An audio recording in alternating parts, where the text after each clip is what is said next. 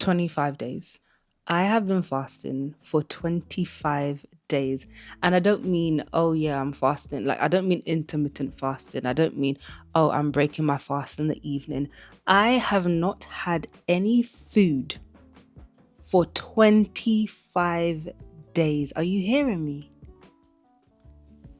And during those 25 days, I have been dry fasting. I have been having purely water and sometimes juices, only fruit juices, not vegetable yet. And I wanted to tell you guys some of the things that I have learnt during this fast. And by the way, I'm not even finished. I will be finished in 5 days. So in total, I would have done 30 days, no food at all. All right, so the first thing is I don't ever see any videos talking about how hard fasting is, or maybe I just didn't come across it. But a lot of the videos that I watched, and I watched a lot, were talking about like how they feel so energetic and how it's so amazing and they have clarity and the brain fog is gone and they're able to get up and do their exercise and their workouts and all that. And I'm just like, really? Really? And I mean, obviously, you're not eating any food. So my assumption would be that it would be hard. But I didn't see enough videos talking about the toll it takes on your actual body. The aches, the pains, the fatigue, the detox symptoms, dizziness, spots. It's like a full body rebellion. Like my body just said, oh, you're fasting? Oh, right, okay. Hold my detox tea. I've got something for you. Like, and the second thing is, there is definitely a difference between physical hunger and psychological hunger. And that might sound obvious, but once you get that voice of addiction quieted, it's like a superpower you never knew you had. That voice that tells your stomach it's empty and that it needs to be full is a damn liar. And I know that because my stomach was a drama queen 24/7. But after 25 days, I have learned to tell that to chill the hell out. This is a bonus number, but jawline. I actually have a jawline now.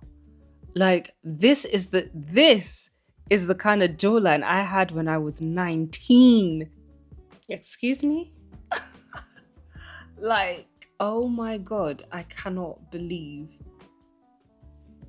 my face. I cannot believe it. Even my rings. Oh my God, guys, my rings are now getting too big. My rings on my fingers. I never even thought I had fat fingers. What? Anyway.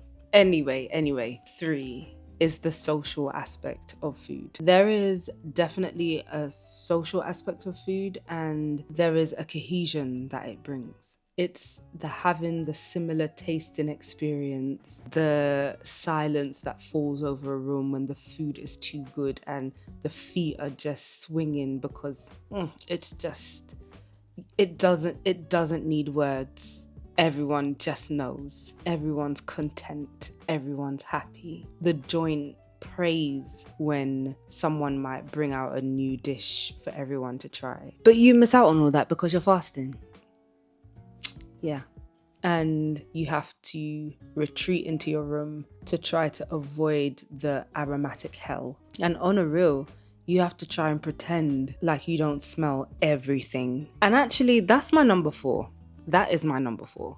My smell is now heightened. Like, ooh, my sister's put her garlic and parmesan focaccia in the air fryer. Like, I can smell that. I smell everything. I could sniff out anything. It doesn't matter how far it is. There's a pub across the road. I'm pretty sure that the person at the back of the room is having fish and chips with tartar sauce and green peas. As well as some curry sauce on the side. Yeah.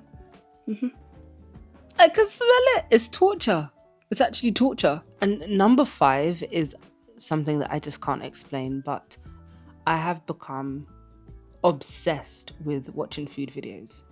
And I think it's now that I've only got about 5 days left of my fast that I'm just looking at all the dishes that I'm going to make. And even though I'm going to be gently easing myself back into eating solids and things like that, because there is something called refeeding syndrome, where if you do things the wrong way, especially after such a long fast, it could be fatal. So I want to do things the right way. So I'm going to ease myself back in.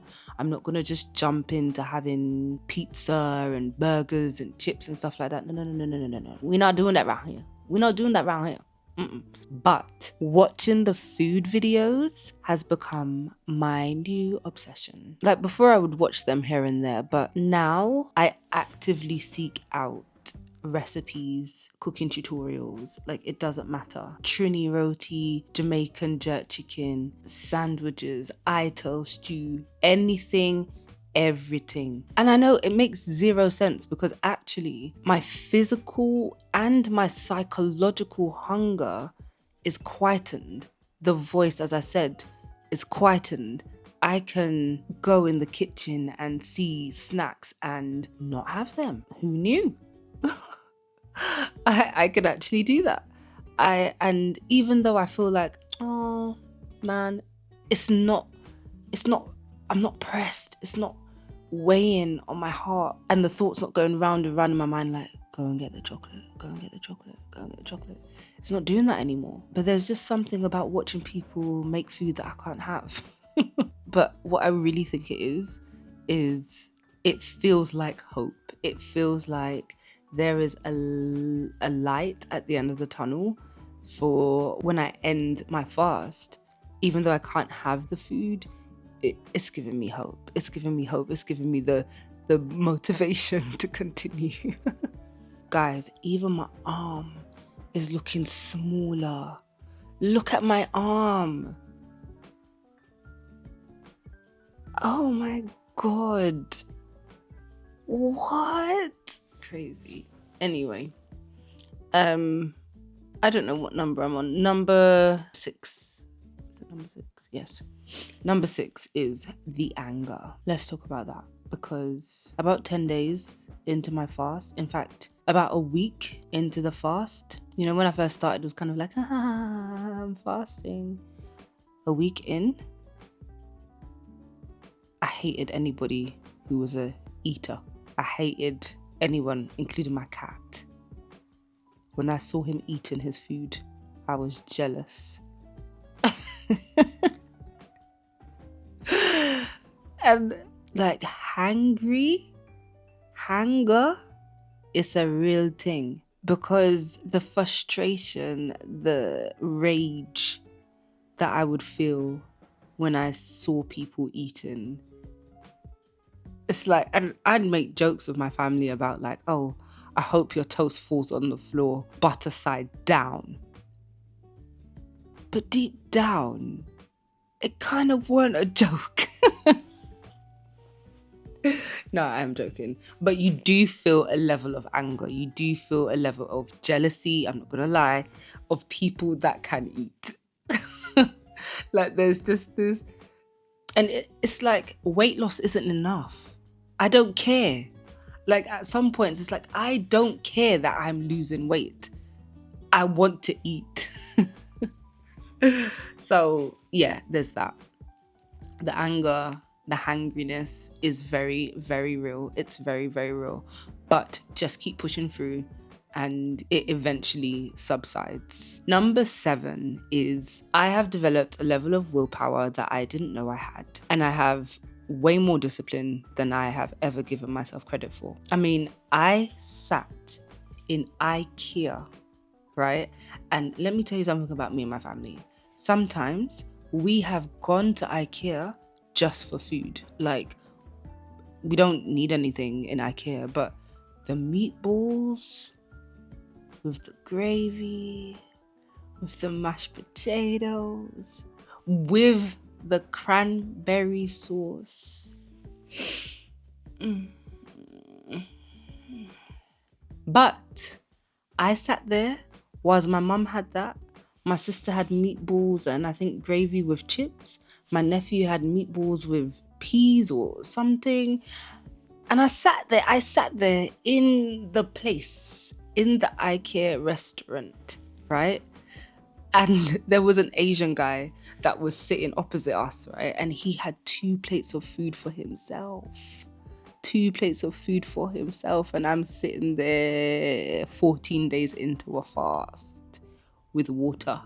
But I did it. And I smiled all the way through. I was fasting for more than 78 days, and imagine how hungry she is. And she's looking at a whole bunch of food. Yes, a whole and then bunch she gave of me food. so hungry, she gave me this. What the salivating? That was really good. Enjoying that, guys? To tell you the truth, I really am. Oh, Sorry. damn, look at it. That's my fave. Oh, Yeah. well, at least your chips look dry. What you say? Look at my mashed potato. Oh my know god! the one Imagine, I- guys, this is my mom. No, This is my mom. Terrible. I have walked through grocery shops looking for sausage rolls for my nephew or croissants. And you know how fresh bread smells. But I have done it and been able to buy it and been able to pick it up and put it in a bag and check out and not eat a thing. And this is coming from me, a person who would sneak down the stairs from my room to the kitchen at 4 a.m. in the morning to go and raid the snack cupboard. Sometimes shamelessly eating my nephew's snacks. So yeah, I've got some serious willpower now. Who knew? And I think this is number 8. Being a woman and fasting, you're going to feel it, especially if you're doing a long fast where you're fasting for a month, because your cycle is in the mix. The luteal phase, your PMS phase, about a week before your period, that is generally where your body actually requires a bit more carbs, a bit more calories. And usually before I started cycle syncing, that was when I would have my biggest cravings. So what I tried to do was to add maybe like an apple or something to ensure that I wasn't going for something unhealthy. And you know, like sometimes during your PMS phase, some people have such severe PMS or PMDD that it can cause real depression, like the doctor will prescribe you antidepressants because you're that depressed. Suicidal ideations, all that kind of stuff. So, and that on top of fasting and the hangriness, it's kind of a bit of a lethal combination, right? So if you are doing a long fast, I would say maybe consult your doctor before you do that, and also just be aware that that may be the phase where it's easier for you to slip up. So the awareness is everything. So because you're aware of it, you don't have to give in. But yeah, but at day 25, I can say with my full chest that I am proud of myself. I didn't know that I had this kind of determination. I didn't know that I had this kind of discipline. I didn't know that I had this level of resilience. I didn't know that I could push through this level of discomfort and be good. But here I am, 25 days in, with only 5 more days to go. And I can say I am strong. I didn't expect this. I didn't expect to have this much grit. And I'm not just fasting for weight loss. I'm fasting for my body. I'm fasting for a renewal of my mind, my spirit, and apparently my willpower. So yeah, I've learned a lot. It's been hard. So hard. But it has been worth it. And I'm so proud to know that I said I was going to do something. I set out to do it and I've almost completed it. You know, I've kept a promise to myself. I said I was going to do something. I showed up for myself. I completed the task. And that is just such a fulfilling feeling. It's a win. It's definitely a win.